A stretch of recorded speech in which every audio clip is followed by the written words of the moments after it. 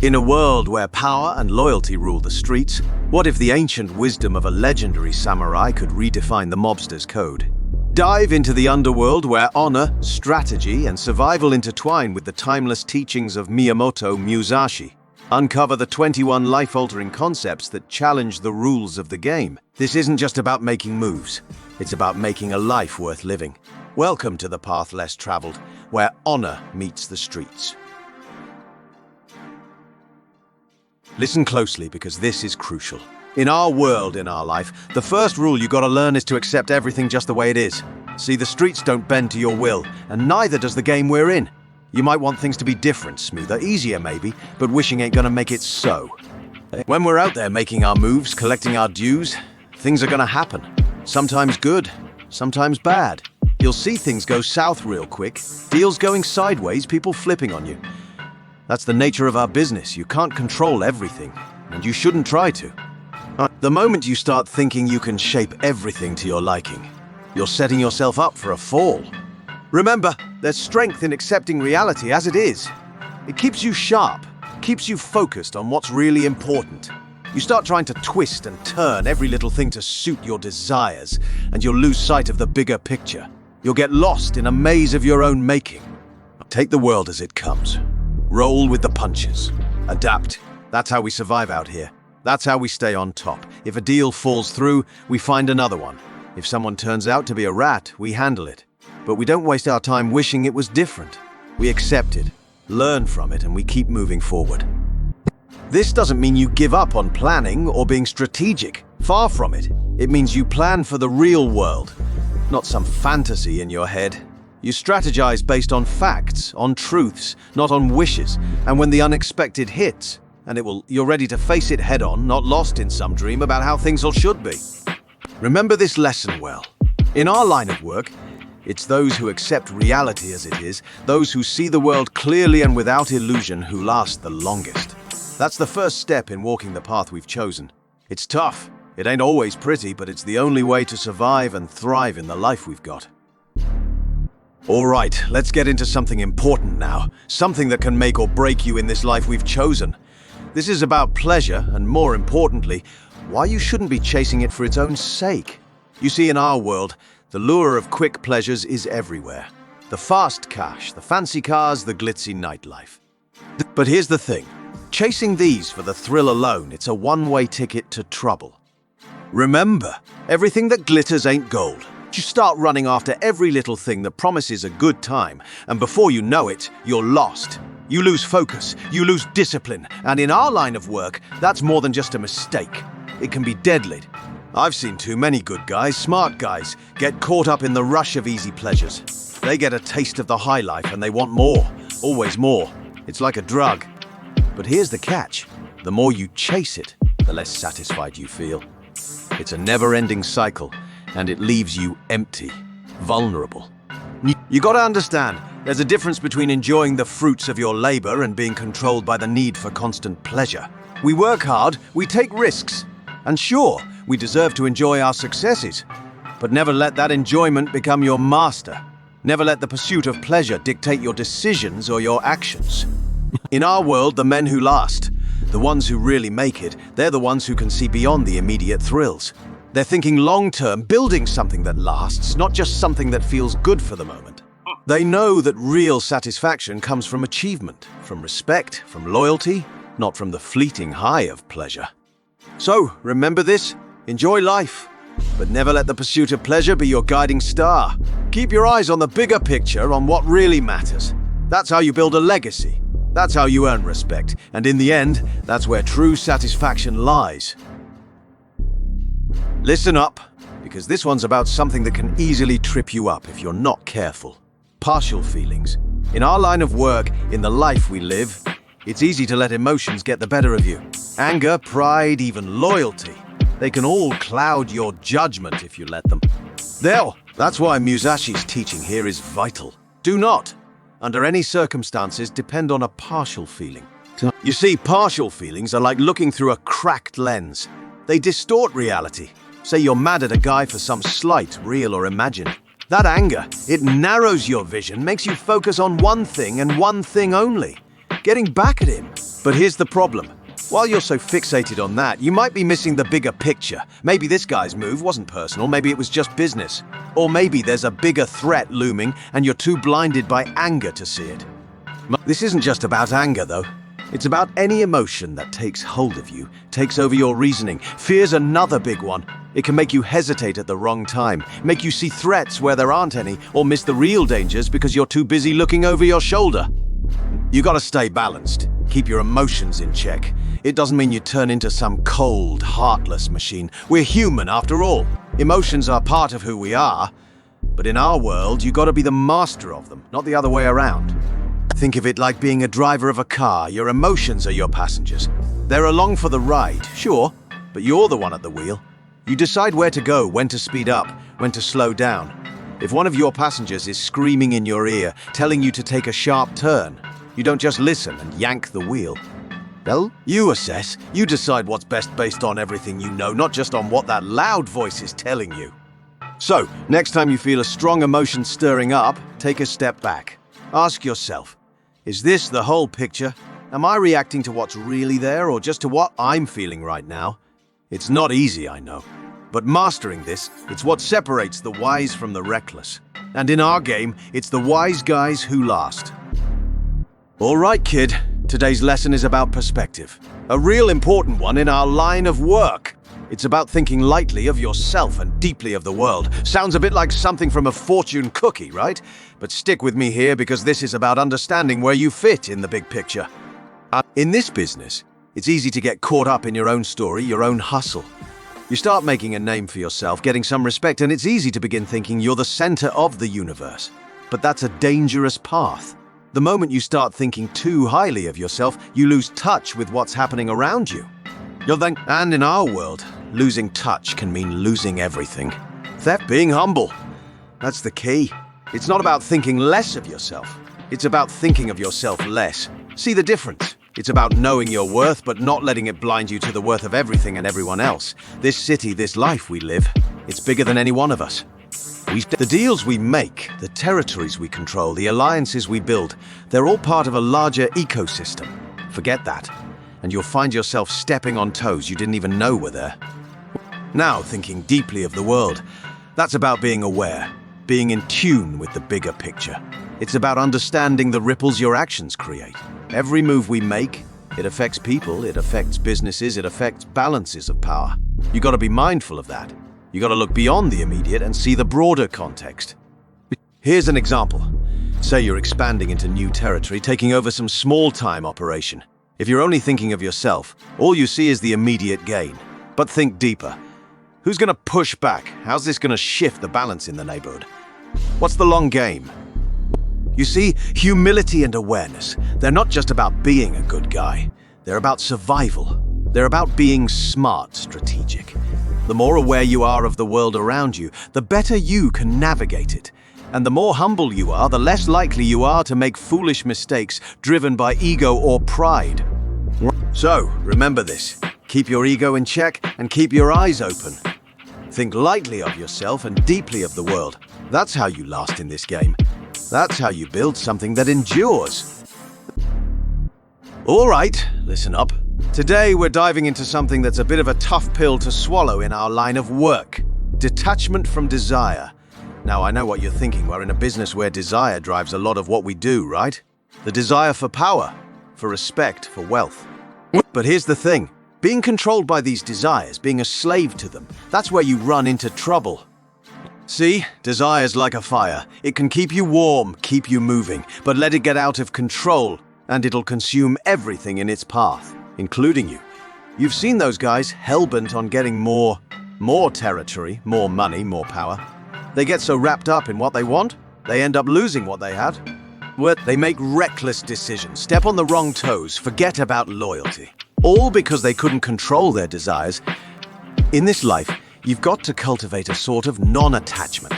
It's not about not wanting things. It's about not letting those wants control you. You've got to be able to step back, to see your desires for what they are. Just one part of the picture.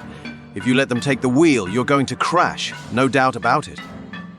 It's about balance, see?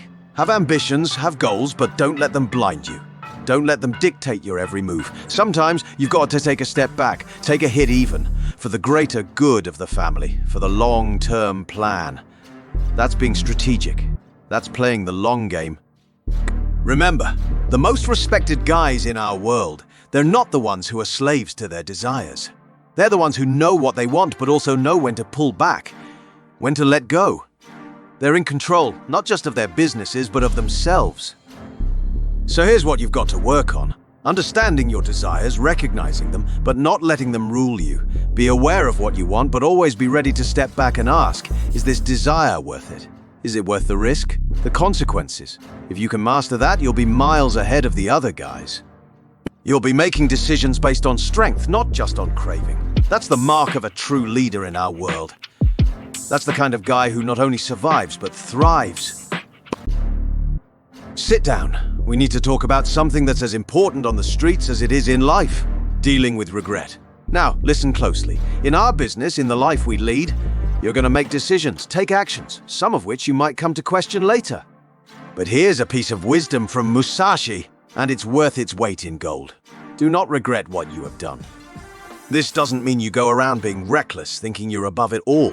It means that when you make a decision, when you take action, you do it with conviction. You weigh the odds, you consider the consequences, and then you act.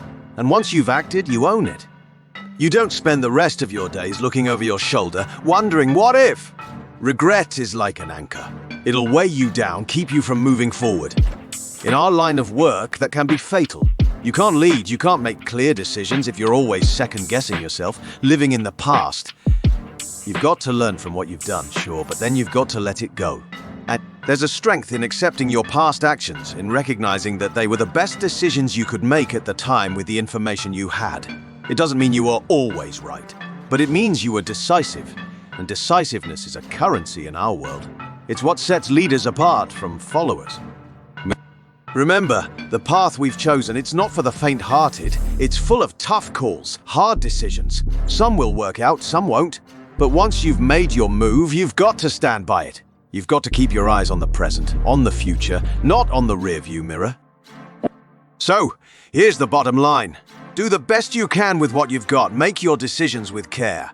But once they're made, don't torture yourself with regret. Learn, adapt, move on. That's the way we survive. That's the way we thrive. Keep your focus forward. Always forward. That's how you stay sharp. Stay in the game. And that's how you build something that lasts. Something you can be proud of. No regrets attached. All right, let's get into something that eats up a lot of good people in our business. Jealousy. You gotta understand. And understand well that envy is like poison in our world. It clouds your judgment, it eats away at your relationships, and it can bring you down faster than a bullet. Here's the thing about jealousy. It's natural to look at what others have and feel a bit envy. Maybe another guy's rising faster than you, maybe someone's pulling in bigger hauls, or maybe they just seem to have it easier. But the moment you start dwelling on that, the moment you let that jealousy take hold, you're in trouble. Jealousy blinds you. It stops you from focusing on your own path, your own growth. You start making moves not because they're good for you or the family, but because you want to one-up someone else. That's no way to live, and it's certainly no way to do business. Remember, in our line of work, everyone's got their role, their path. You might not see the struggles and sacrifices others have made to get where they are. Maybe they've taken risks you don't know about. Maybe they've made sacrifices you wouldn't want to make. Comparing your path to theirs, it's like comparing apples and oranges. Instead of being jealous, focus on your own game. What are you good at? What can you bring to the table? How can you make your own mark? There's plenty of room in this life for everyone to make their own way without stepping on each other's toes. And remember, respect. Respect's the currency in our world. You show respect, you get respect. You start getting jealous, start acting on that envy. You lose respect. From others and from yourself.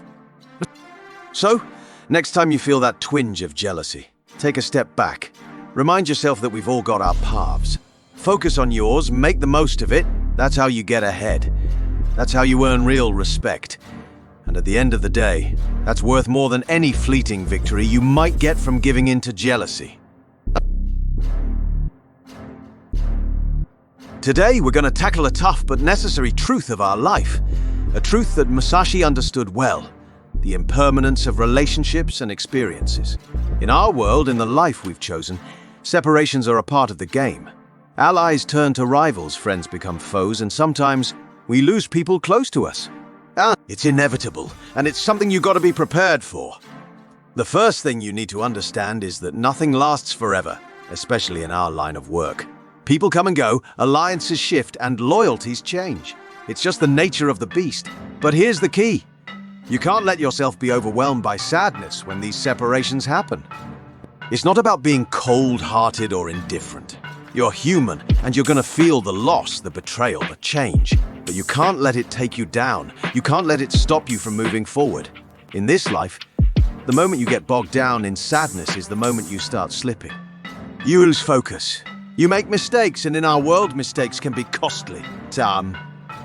Musashi knew this. He knew that to survive, to thrive, you have to accept the impermanence of all things. You cherish the good times, the strong alliances, the loyal friends, but you're always ready for the fact that they might not last. And when things change, as they inevitably will, you take it in stride. You adapt, you move on. This doesn't mean you forget. It doesn't mean you don't care. It means you're strong enough to acknowledge the change, feel the loss, and then keep going. You remember the good, you learn from the bad, and you use it all to become smarter, tougher, better. So, when separations come, and they will come, face them with strength. Allow yourself to feel, but don't drown in the sadness. Use the experience, grow from it, and then turn your eyes to the road ahead. That's how you stay on top in this life. That's how you stay true to the path we walk.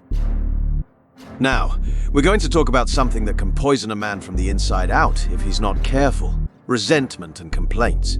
In our world, these are two things you've got to learn to steer clear of, both for yourself and when dealing with others.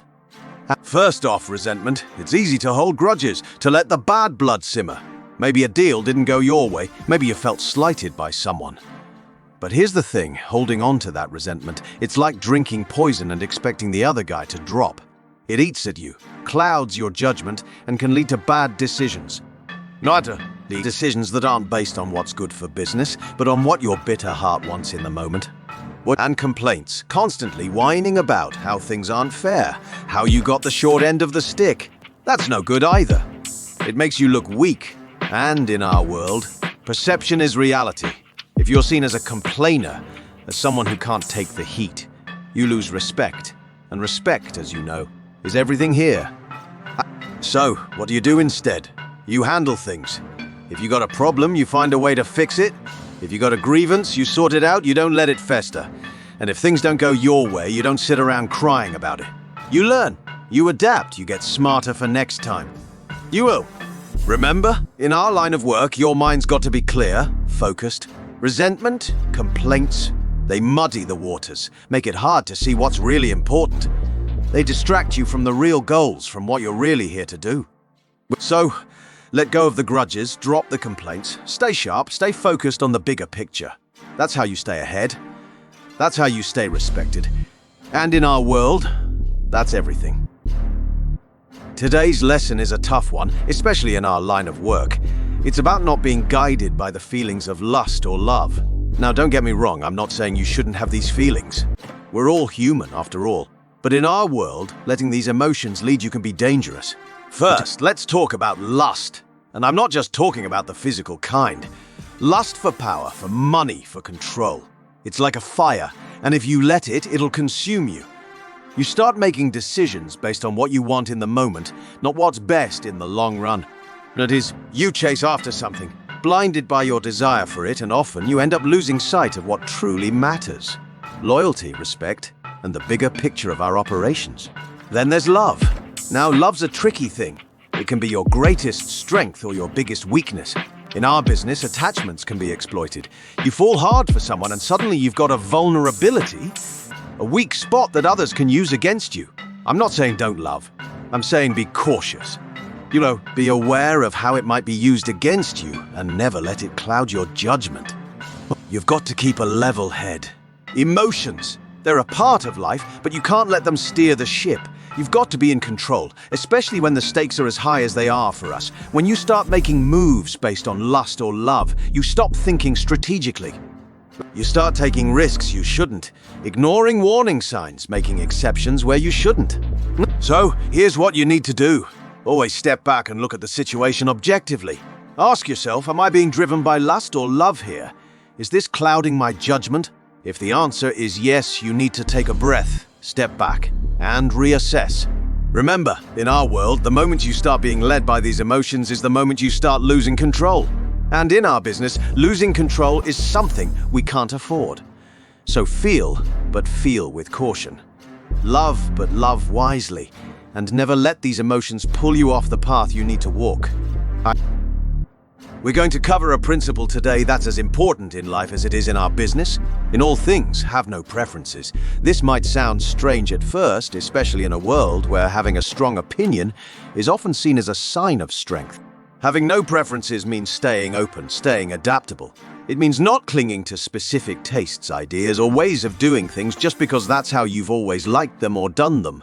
In our line of work, being too attached to your preferences can make you predictable, and predictability is a weakness. Let's say you've always operated in a certain part of the city, or you've always done business in a particular way. That's fine until it isn't. Conditions change. New players come into the scene. The law starts breathing down our necks in different ways. If you're too stuck in your ways, too fond of your preferences, you won't adapt quickly enough. And in our game, those who can't adapt get left behind. This principle also applies to dealing with people both within our organization and outside it. If you show too strong a preference for certain individuals, it can create tension, jealousy. It can blind you to their faults or to the strengths of others you might overlook. What you need to do is approach every situation, every decision with an open mind. Consider all the angles, all the options. Don't just go with what you've always preferred. Maybe there's a new way of doing things that you haven't considered, a way that could be more profitable, more efficient. I think of it like being a chess player who's always ready to change his strategy, not a boxer who only knows one way to throw a punch. The world we live in, it's always changing, and we've got to be ready to change with it. That means no fixed preferences, no rigid taste. Just a clear, open mind that's ready to adapt to whatever comes our way. So remember, in all things, have no preferences. Stay flexible, stay sharp, and stay ahead of the game. That's how you survive, and that's how you thrive. All right, today we're talking about something that might seem minor, but trust me, it's got big implications in our world, being indifferent to where you live. Now, I'm not saying you should be living rough or not care about your safety and comfort. What I'm saying is, don't get too attached to any one place, to any one setting. In our business, attachment to a place can be a liability. You see, being overly attached to where you live, to your neighborhood, your usual haunts, it can make you predictable. And in our line of work, predictability can be exploited. You're always at the same bar, always hanging around the same block. What does that tell your rivals? It tells them where to find you, how to track you, how to corner you. But it's more than just a security thing. Being too attached to a place can limit your perspective, your opportunities. Maybe there's a new area opening up for business. Maybe there's a better, safer place to set up shop. If you're too stuck on your current spot, you might miss out on these opportunities. Well, here's how you handle it. Think of your environment as a tool, not a part of your identity. You use it. You make the most of it, but you're always ready to change, to move if the situation calls for it. Don't let sentimentality cloud your judgment. Be ready to adapt, to shift when it benefits you, when it benefits the family. This doesn't mean you don't take care of your turf. Don't get me wrong. You protect your interests. You look after your people. But you do it with the understanding that if things change, if the situation demands it, you can and will move on.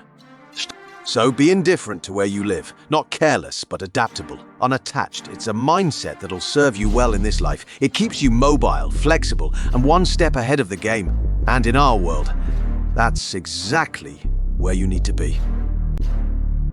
All right, let's chat about something that seems simple on the surface but runs deep in our life. The pursuit of good food. Now, don't get me wrong. There's nothing bad about enjoying a nice meal. But there's a lesson from Musashi here that's pretty important for us. Do not pursue the taste of good food to the point of excess. In our line of work, indulgences are everywhere, and good food is one of them. Fancy restaurants, high-end meals, they're a part of the lifestyle. But when you start chasing these things, when they become a focus rather than a simple pleasure, that's when you're slipping. Let me break it down. The excessive pursuit of any pleasure, food included, can be a distraction. It can make you soft, make you forget what you're here for. You start chasing the next fancy meal, the next gourmet dish, and before you know it, you're more focused on your palate than your business. There's also the aspect of showing off, of using these indulgences to display your status. That's a dangerous game. It can draw unwanted attention, can make people see you as a target. And in our world, the wrong kind of attention can be costly. But there's a deeper lesson here too. It's about discipline, about not letting your desires control you, whether it's food, cars, clothes, whatever. The moment you start chasing these things, you're being led by your desires, not your reason. And we've already talked about where that can lead.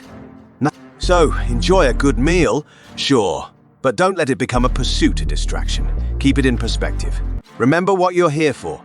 Remember your goals. Don't let the pursuit of pleasure, in any form, pull you off your path. Stay focused, stay disciplined, and keep your eyes on the real prize. That's how you stay sharp, stay successful. That's how you stay in control. Today, we're going to talk about something that might seem counterintuitive in our business, but it's crucial. Not holding on to possessions you no longer need.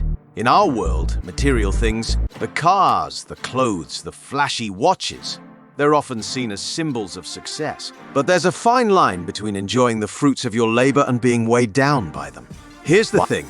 Clinging to possessions, especially those you don't need anymore, it's like carrying extra weight. It bogs you down, makes you less agile, less able to move and adapt when you need to. And in our line of work, being able to move quickly, both literally and figuratively, is essential.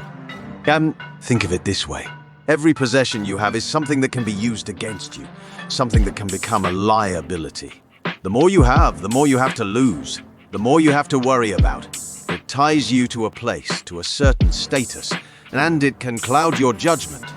But it's not just about the physical aspect, holding on to things you don't need anymore. It's a sign of being stuck in the past. It's about not being able to let go, not being able to move forward. And in our business, you always got to be moving forward.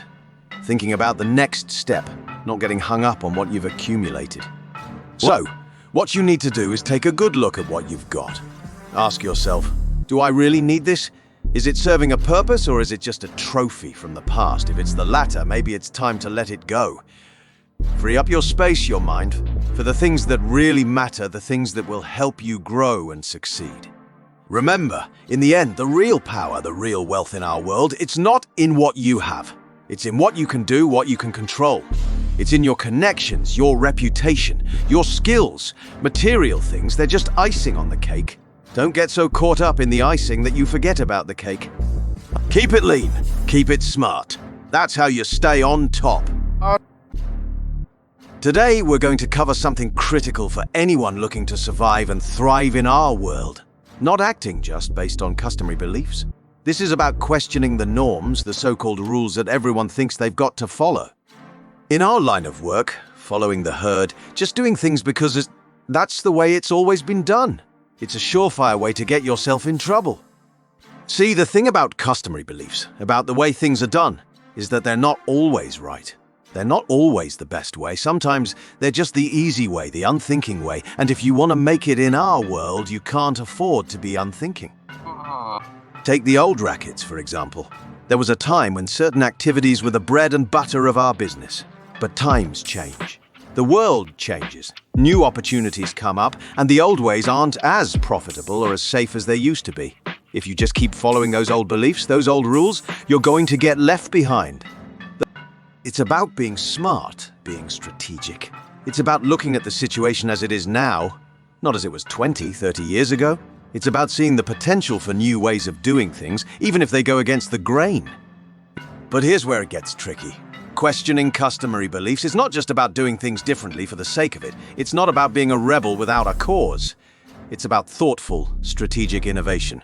It's about asking, is this really the best way? Is there a better, smarter way to do this? So, what I want you to do is start questioning. When someone tells you, this is how it's done, ask why. Look for the reasons, the logic behind it. And if there's a better way, don't be afraid to go for it. Just make sure it's well thought out, not just different for difference's sake. Remember, in our business, the guys who last are the ones who can adapt, who can think for themselves. They respect the traditions, sure, but they're not chained to them. They're always looking for the edge, the smart play. And that's what I want you to be: smart, adaptable, ahead of the game. That's how you make it. That's how you stay on top. All right, listen up. Today we're going to talk about something that's a big part of our life in this business: weapons. Now, Musashi's lesson here is critical. Do not collect weapons or practice with weapons beyond what is useful. This is all about practicality, not show. In our world, there's often this idea that the more firepower you have, the more respect you command. But that's a misconception. It's not about how many guns you have or how flashy your arsenal is. It's about having what you need, knowing how to use it, and most importantly, knowing when to use it. Collecting weapons, getting obsessed with them, it's not just a waste of resources, it's a liability. Each weapon you have is something you need to maintain, something you need to secure, something that can potentially be used against you. It's about having the right tools for the job, not about having the most tools. And then there's the matter of training. Sure, you need to know how to handle your weapons. You need to be competent, efficient. But there's a line. You cross it when you start training for scenarios that are so unlikely, so out of our day-to-day reality, that you're just wasting time. Time that could be spent on more practical skills, more relevant preparations. Think of it like this. A carpenter doesn't need every saw under the sun. He needs a few good ones that he knows how to use well, that he can rely on. Same with us. A couple of reliable pieces that you know inside and out, that you can handle under pressure. That's what you need. So don't get caught up in the arms race. Don't start thinking more is better. Be smart about what you carry, about what you train with. Keep it practical, keep it useful. That's how you stay ready, how you stay safe. And in our business, staying ready and safe, that's what it's all about. Today, we're going to discuss something that's a hard truth in our business and in life itself: the inevitability of death. Musashi's teaching is clear here. Do not fear death. It's a lesson that's vital for us, given the world we operate in. Look, I'm not going to sugarcoat it. What we do, the life we've chosen, it comes with risks, high risks. Every decision we make, every move we play out on these streets, it can have serious consequences. But here's the thing: if you live in constant fear of death, you're already as good as dead. Your fear of death, it's natural, it's human. But in our line of work, you can't let that fear control you. It'll make you hesitate at the wrong moment, cloud your judgment, make you vulnerable. You need to accept the inevitability of death as a part of life, especially our kind of life. And this doesn't mean you become reckless. It doesn't mean you throw your life away for nothing. What it means is you make peace with the fact that death is a part of this game. You make your moves with caution, with strategy, but not with fear. But think of it this way. We're all living on borrowed time. None of us knows when our time is up, so what do you do with that time? You live it. You make the most of it. You don't spend it cowering in fear of the end. You take the risks that need to be taken, but you do it with your eyes open, with a clear mind. Remember, in our world, courage is currency. The guys who last, the guys who are respected, they're the ones who face life head-on, who don't let the fear of death dictate their every move. So, live your life, do your business, but do it with the understanding that death is a part of the deal. Don't fear it. Respect it, yes. Be aware of it, absolutely. But don't let it paralyze you. That's how you keep your edge. That's how you keep your respect. And in the end, that's how you make your mark. All right, let's get into a concept today that's often overlooked in our line of business. The idea of not being preoccupied with accumulating wealth or property for your old age. In the mob, there's a lot of focus on the here and now, making your mark, earning your keep. But there's also this underlying hustle for setting yourself up for the future, stashing away for the old age. Musashi's teaching here offers a different perspective. The lesson is not about neglecting your future or being reckless with your earnings. It's about not letting the pursuit of wealth for your later years consume you. You see, if you're always focused on hoarding for the future, you're not truly living in the present. You're not fully experiencing or appreciating the life you're living now. And in our world, the obsession with accumulating wealth can be a trap. It can lead to never-ending cycles of greed, to taking unnecessary risks, to never being satisfied with what you've got. It can make you forget the reasons you started this journey in the first place. The loyalty, the respect, the power. Instead, focus on building a legacy, on making a difference here and now. Sure, be smart with your money, invest wisely, but don't let it become your only goal. The truth is, in our line of work, the future is never guaranteed. You work hard, you play your cards right, but you also need to understand that everything can change in an instant. So live your life. Make your moves. Plan for the future, but don't become so obsessed with the end game that you miss out on the journey. The respect you earn, the name you make for yourself, the experiences you have, these are just as important, if not more so, than any stash you're putting away for your old age. Remember, what you're really building is a story, a legend. Focus on that, on being a person of respect and power now, and the rest will follow. That's how you truly prepare for the future. Not just with goods or wealth, but with a legacy that lasts. Today's lesson is about something that might seem a bit out of place in our world, but it's crucial all the same.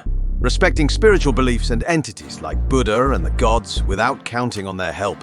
Now, whether you're religious or not, this principle from Musashi has a deeper meaning that applies to our life in the mob. First off, respecting different beliefs and spiritual entities. It's about acknowledging that there's a bigger picture out there, something beyond our immediate world and understanding. It's about humility, recognizing that we're not the end-all and be-all. In our business, it's easy to start thinking you're the center of the universe, but that kind of thinking can make you blind, arrogant. But here's the other side of it, not counting on their help. This is key. In our line of work, you can't afford to leave things to fate, to chance, or to the gods, so to speak. You can't make a move and just hope for divine intervention or luck to see you through. That's not how it works. You've got to be self-reliant. You make your own luck, your own fate. You plan, you strategize, you execute, you use your head, your skills, your connections. That's what gets you through, not sitting back and hoping for some higher power to sort things out for you. So, what does this all mean for you? It means respect whatever beliefs you hold or come across. It's a part of being a well-rounded, grounded individual. But in your work, in your life, in the mob, rely on yourself, your crew, your smarts. That's what's going to keep you alive, keep you successful. Remember, a little humility goes a long way, and so does self-reliance. Keep that balance, and you'll navigate this life with a bit more wisdom, a bit more clarity. That's how you stay sharp, stay in control, and stay on top in our world. Today, we're going to talk about a principle that's at the very core of our existence in this life we've chosen. You may abandon your own body, but you must preserve your honor.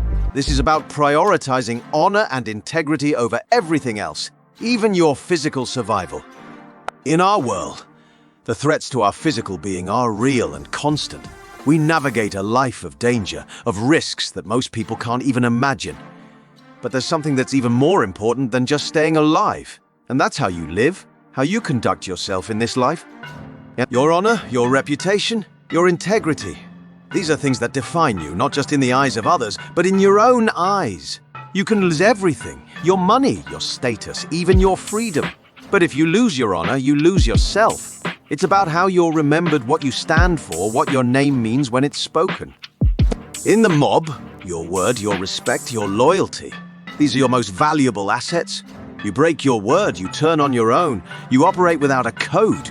And you'll find that even if you're breathing, even if you're walking around, you're as good as dead. Because you've lost the respect of your peers, and more importantly, you've lost respect for yourself.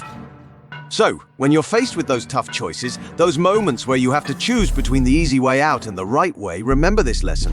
Physical survival, it's important, sure, but surviving without honor, without respect, that's no kind of life.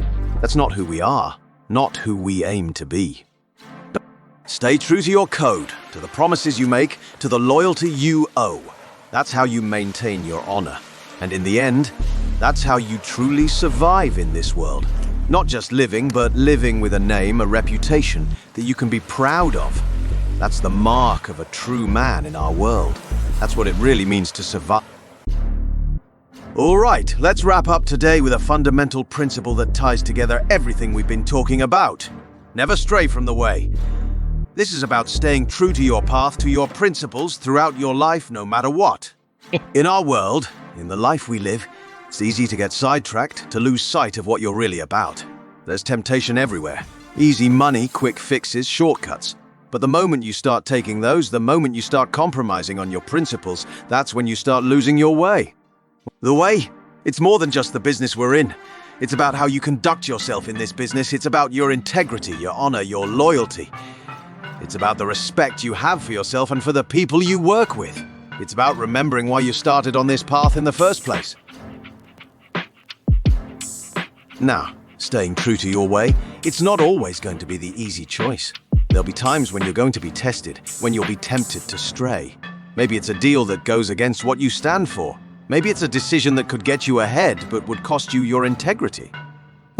That's when you've got to remember who you are, what you're about. You've got to think about the long game, not just the immediate gain. Remember, in our world, your reputation, your word, they're everything. Once you lose those, you've got nothing. So, no matter what, stick to your way. Be the man who can look at himself in the mirror and know he stayed true to his principles, to his path. It's not just about making a living. It's about making a life that you can be proud of, a legacy you can leave behind. Remember, it's easy to stray, but it takes real strength to stay true to your way. And in the end, that strength, that integrity, that's what sets you apart. That's what earns you respect. And respect, in our world, that's the real currency. That's what lasts.